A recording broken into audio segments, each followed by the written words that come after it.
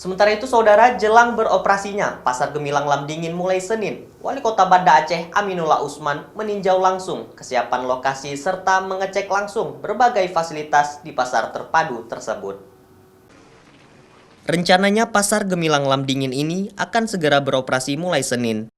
Seluruh pedagang daging, pedagang ikan, dan pedagang sayur yang sebelumnya menempati Pasar Penayung akan dipindahkan ke pasar terpadu ini. Namun, jelang beroperasi Pasar Gemilang Lamdingin ini, pemerintah Kota Banda Aceh memastikan kesiapan fisik bangunan dan fasilitas yang telah dibangun untuk segera ditempati oleh pedagang.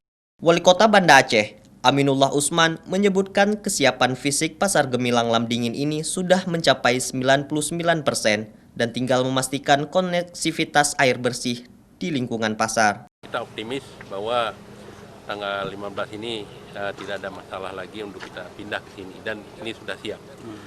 Kemudian yang masih kurang seperti jalan lingkar ya.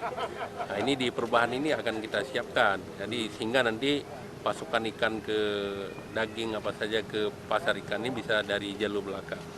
Sementara itu, Aminullah Usman juga memastikan agar membangun fasilitas lain seperti jalan lingkar yang dapat terhubung langsung dengan pasar terpadu ini, serta fasilitas lain seperti kafe yang rencananya akan dibangun pada tahun 2021 mendatang.